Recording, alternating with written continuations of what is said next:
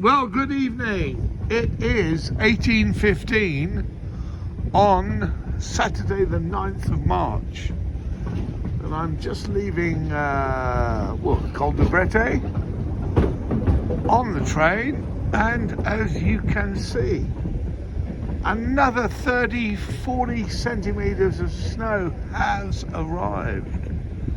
So I've had some very pleasant moments in the Hotel de Lac Brete and Jerome and Floron in a 18 0 wheat.